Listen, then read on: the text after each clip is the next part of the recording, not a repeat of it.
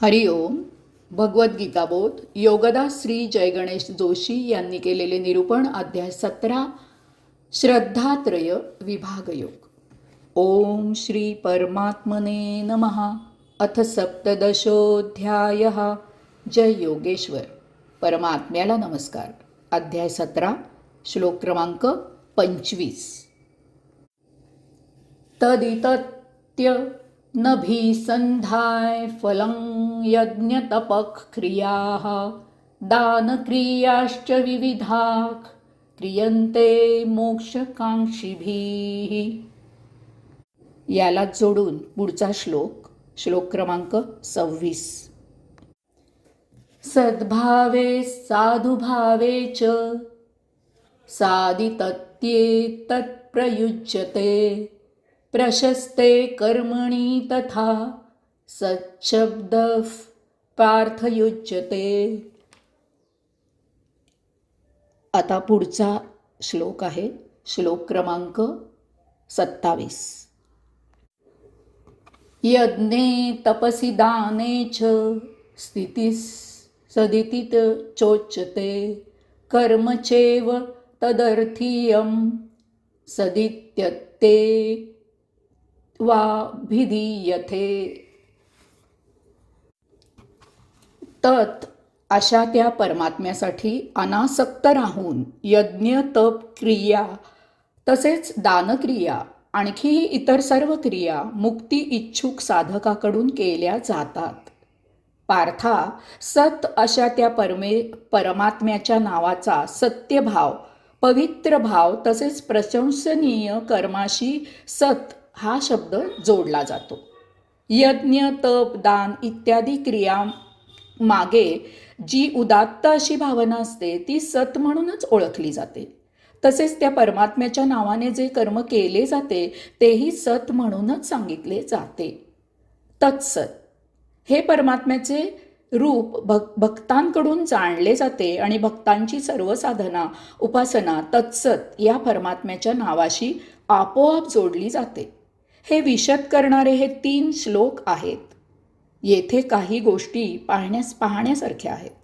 सर्वप्रथम म्हणजे तत्सत याचा अर्थ समजून जाणून उमजून घेऊया. तत्सत म्हणजे परमात्म्या तूच सत्य आहेस. तत्सत म्हणजे देवा तूच एकमेव सत्य आहेस. तत्सत म्हणजेच दयाघना तुझ्या एका तुझ्याशिवाय येथे इतर सर्व असत्य आहे. परम आत्मा हाच सत्य आहे. बाकी सर्व नष्ट होणारे आहे. यास्तव श्री शंकराचार्यांनी म्हटले आहे की ब्रह्म सत्या जगत मिथ्या. आत्मब्रह्म एवढी एकमेव गोष्ट या विश्वात सत्य चिर आणि शाश्वत आहे. आत्मतत्व या विश्वाच्या आधी येथे होते. या विश्वात आता ते आहे आणि भविष्यात जेव्हा हे विश्व नष्ट होईल तेव्हा ते असणार आहे. या विश्वासह विश्वातील यच्च यावत प्रत्येक वस्तू त्या परम आत्मतत्वामधून त्या आत्मतत्वाच्या मर्जीने आणि आत्मतत्वासाठीच तयार झालेली आहे. येथील चल अचल सजीव निर्जीव अशा प्रत्येक वस्तूमध्ये तेच ते एकमेव आत्मतत्व भरलेले आणि व्यापलेले आहे. येथे एकही असे काहीही नाही की जे त्या आत्मतत्वाविना आहे. येथे जे काही आहे ते आत्मतत्वच आहे. केवळ ते जडरूपाने प्रकट झाले आहे आणि म्हणून आपण त्याची ओळख विसरलो आहोत. आपण भोगापवर्गतेमुळे जडवस्तू तेवढीच पाहतो. आपल्या भोगमायेच्या दृष्टीमुळे त्यातील ते चिर आत्मतत्व आपल्याला समजत नाही. आपण ओळखत नाही. आपल्याला जाणता येत नाही. त्यासाठी योगसाधना करून आपणही त्या आत्मतत्वाप्रमाणे व्हावे लागते. म्हणजे त्या आत्मतत्वाचा आपल्याला साक्षात्कार होतो. त्या योगे आपल्यालाच ओळख होते. कारण इतर वस्तूंप्रमाणेच आपणही आत्मतत्वच आहोत. याचा अर्थ असा आहे की कोणतीही गोष्ट आत्मतत्वाकडून आत्मतत्वासाठी आत्मतत्वाच्याच माध्यमातून होत असते. आपण उगीच आपल्या देहाची अहंमन्यता अहंकार अभिमान मध्ये मध्ये आणत असतो. हे जाणणारा साधक हे सर्व काही परमात्म्याचेच आहे या भावनेने कर्म करत असतो. त्यामुळे केलेल्या कर्मापासून काही लभ्यांश व्हावा असे त्याच्या मनात नसते. तो अनासक्त राहून यज्ञ, तप किंवा दान करतो. कारण कोणतीही क्रिया करणारा परमात्माच असतो. क्रिया ज्या साधनेने केली जाते ते साधनही परमात्माच असते. क्रिया ज्याच्यासाठी केली जाते तोही परमात्माच असतो. मग अशा परिस्थितीत आपण उगीचच देहाभिमानाला या क्रियाकर्मात कशासाठी गुरफटवून घ्या, कशाला यात अडकवा, असा योग्य विचार त्याला असतो. तो त्या होत असलेल्या कर्माला केवळ साक्षी राहतो आणि जे होत असते त्याचा मुक्त आस्वाद, आनंद घेतो. असा साधक आपला देहभाव सत्याला अनुसरून ठेवतो.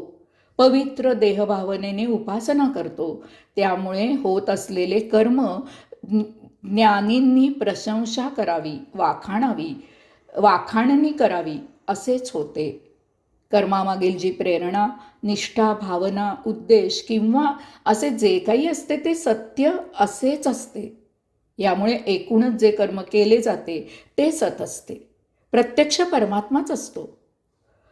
अशा या श्लोकातील एक विलक्षण गोष्ट आपल्याला पाहायची आहे. भगवंत श्रींनी अनासक्त राहून कर्म करायला सांगितले आहे. परंतु येथे ते असेही म्हणतात की मुक्ती इच्छुक साधकाकडून क्रिया केल्या जातात. हा विरोधाभास समजून घेऊया. याचा अर्थ असा आहे की क्रिया करताना अनासक्त राहायचे आहे, परंतु त्याच वेळी मुक्तीची मात्र इच्छा करायची आहे. कर्म मुक्तीच्या इच्छेनेच करायचे आहे. याचा अर्थ कर्म भौतिक इच्छांसाठी करायचे नाही. भौतिक भोगापवर्गतेतून मुक्त होण्यासाठी आपण उपासना करत असतो. उपासना आपण जड देहाने करत असतो. याचा अर्थ जड देहातून सूक्ष्म परमात्म्याप्रत जाताना आपले जडातून सूक्ष्मात रूपांतर होत असते. निश्चितच यासाठी मध्ये एक काहीतरी पायरी असावी लागते. फुलांची माळ गुंफायला दोरा आवश्यक असतो, त्याशिवाय माळ गुंफली जाणार नाही. तसेच काहीतरी इच्छा असल्याशिवाय कर्म घडत नाही, कर्माला आरंभ होत नाही. ही अशी पायरी परमात्म्याप्रत आकृष्ट करणारी असावी लागते. भौतिकातून मुक्ती आणि भौतिकातून मुक्ती आणि परमात्मा प्राप्ती अशा इच्छा आपला भौतिकातून अध्यात्मात बदल घडवायला उपयोगी होतात. पृथ्वीच्या बाहेर यान प्रक्षेपित करायला त्या यानाला त्याच्या मागे जेट इंजिन जोडावे लागते. तेव्हाच ते यान पृथ्वीच्या बाहेर जाते. एकदा ते यान पृथ्वीच्या बाहेर गेल्यावर ते जेट इंजिन यानापासून अलग होते आणि नष्ट होते. यान पुढे मार्गस्थ होते. याप्रमाणेच आपली मुक्तीची एक इच्छा आपल्याला उपासना करवून घेऊन परमात्म्याप्रत घेऊन जाते. एकदा का आपण योग्य प्रकारे अध्यात्माच्या मार्गावर स्थिर झालो की ती परमात्मा प्राप्तीची इच्छा लोप पावते. आपण उपासना करायची म्हणून उपासना करू लागतो. तेव्हा हा विरोधाभास समजून घ्यावा. हरिओम.